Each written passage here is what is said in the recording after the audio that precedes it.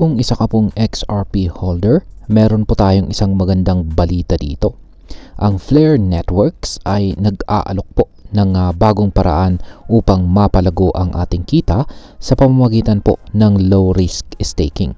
Ayon po sa co-founder nito na si Hugo Filion, ang staking na ito ay hindi lang magbibigay ng passive income, kundi magbibigay rin ng oportunidad para makilahok or makijoin sa iba't ibang blockchain ecosystem.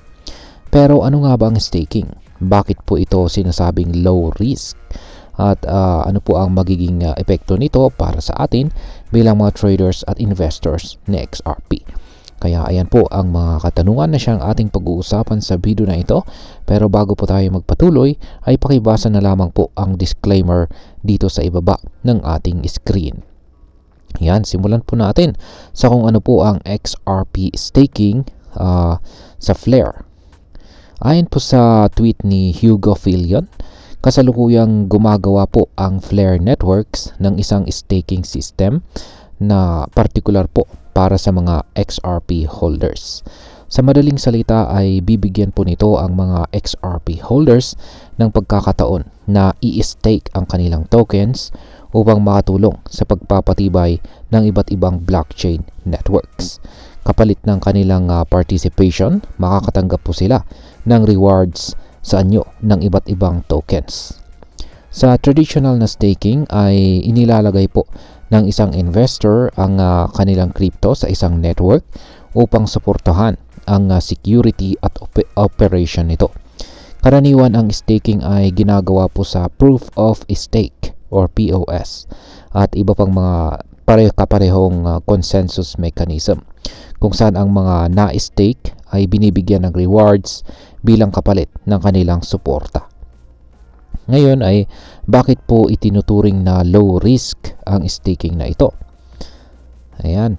Isa po sa mga pangunahing punto na binanggit ni Ginoong Filion ay ang mababang panganib or low risk na dulot ng staking na ito.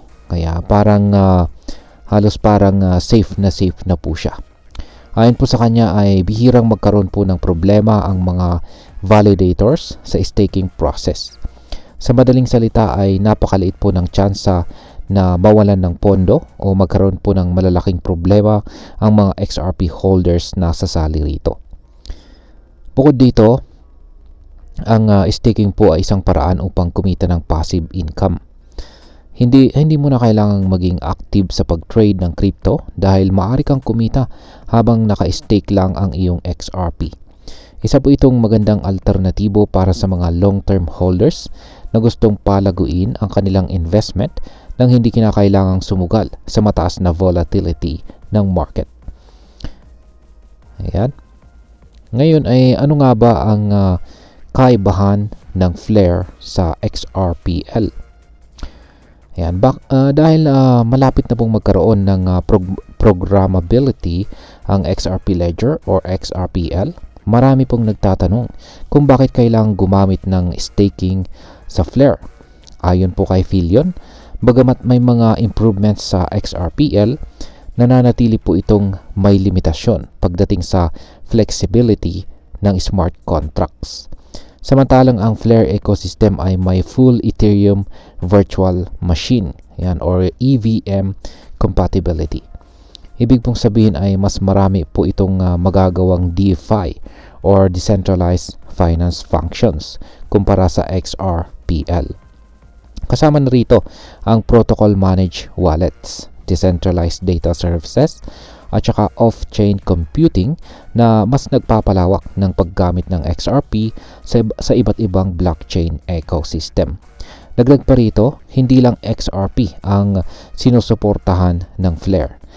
Maaari ring magamit dito ang iba pang mga major digital assets tulad po ng Bitcoin, Dogecoin, at saka Wrap Ether, yan, or Wrap Ethereum. Ibig sabihin ay kung XRP holder ka at gusto mong sumubok ng iba pang crypto investments, nagiging mas madali ito sa pamamagitan po ng Flare. Ngayon ay paano po mas pinapabuti ng Flare ang XRPL? Ayan. Ang isa pang mahalagang feature ng Flare ay ang kakayahan po nitong magbigay ng cross-chain innovation para sa XRPL. Sa kasalukuyang system ng XRPL, kinakailangang magtiwala po ang mga users sa issuer ng isang asset bago po ito magamit. Pero sa tulong po ng Flare, magkakaroon po ng trustless asset. Ayan, trustless asset na bridging na siyang mas lalong magpapadali sa paglilipat ng assets mula sa XRPL papunta sa ibang blockchain networks nang walang middleman. Bukod dito ay magdadagdag rin ang Flare ng Oracle services. Para sa mga hindi pamilyar, ang oracles ay nagbibigay po ito ng real-world data sa blockchain na isang bagay na wala pa sa XRPL. Sa tulong po nito, mas magiging flexible at saka versatile ang mga financial transactions na maaring gawin ng mga XRP holders. At ayan, bilang panghuli ay ano naman ang aking masasabi tungkol dito. Para sa atin na may holdings ng XRP, malaking bagay po ang staking na ito dahil nagbibigay po ito ng bagong paraan para kumita ng hindi kinakailangang mag-trade araw-araw. Dahil maraming crypto investors dito po sa Pilipinas ang naghahanap ng low-risk passive income opportunities, maaari pong maging ideal na option ang Flare staking. Bukod dito, marami pong Pinoy ang gumagamit ng XRP dahil po sa bilis at saka murang transaction fees nito. Sa pamamagitan po ng Flare, magkakaroon po sila ng mas maraming financial tools na maaari pong gamitin sa pag-invest at pagpalago ng kanilang crypto assets. Hindi lang ito makakatulong sa pagtaas ng value ng kanilang portfolio, kundi magiging daan rin ito upang maging mas involved po tayo sa DeFi space. Ayan, sa kabuuan ay mukhang promising po ang staking opportunity na inaalok ng Flare Networks para sa atin bilang mga XRP holders. Bukod po sa pagiging low risk, nagbibigay rin ito ng diversified rewards at saka mas maraming DeFi functionalities na hindi po kayang ibigay ng XRPL mag-isa.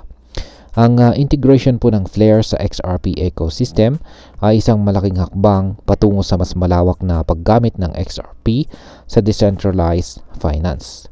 Kung isa ka pong XRP holder, magandang pag-isipan po kung ito ay bagay sa ating investment strategy. Lagi po nating tandaan na bago po tayo sumabak sa staking o anumang crypto investment, siguraduhin na iintindihan po natin ang proseso at mga posibleng panganib o risk. At ayan, hanggang dito na lamang po tayo sa video na ito mga ka-crypto. Marami pong salamat sa panonood. Ingat po tayo lagi at God bless po sa ating lahat.